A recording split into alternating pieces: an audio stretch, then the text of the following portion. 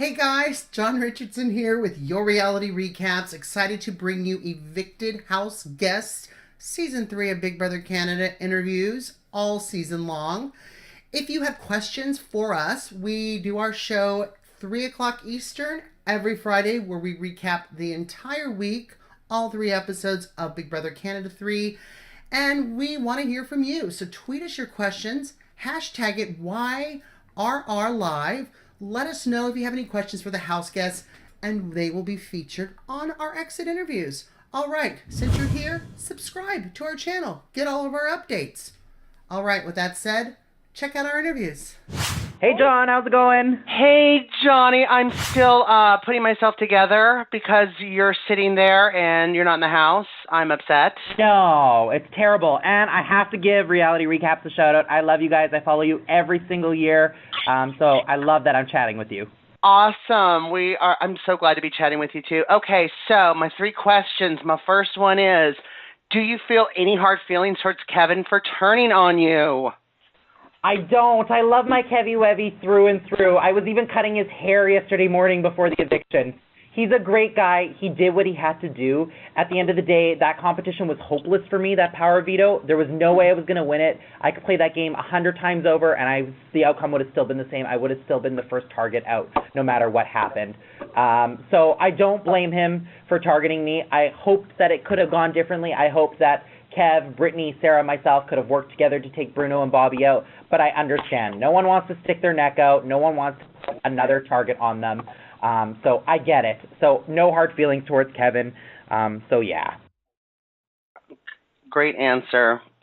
Mine would have been different. Okay, next question.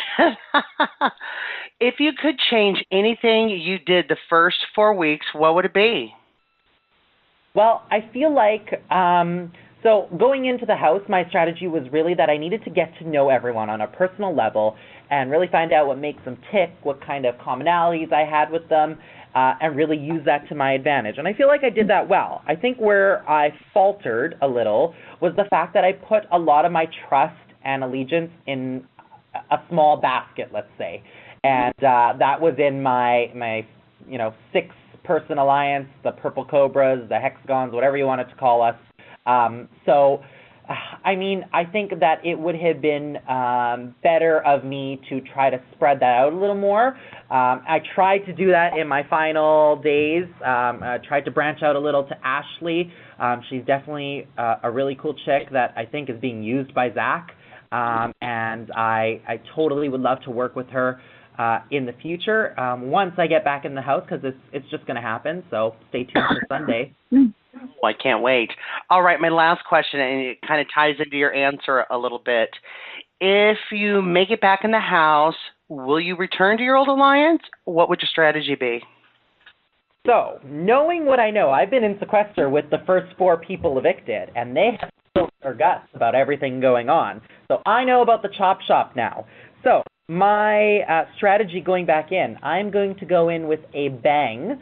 I'm going to have the most over-the-top entrance ever. I'm going to call everyone to the living room, and I'm going to blow Zach's game up completely. I'm going to call him out. I'm going to get him to stand up and call out the chop shop, and if he refuses to, I'm going to start with all the juicy deets that I know from Greg and everyone back in sequester, and I'm going to blow his game up in front of everyone and watch him crumble to pieces and pick up some of those pieces and chug along. Watch out, Zach, I'm coming for you. Oh my gosh, Johnny, we love you here at Your Reality Recap. Thank you so much for chatting with me. Thank you so much, John.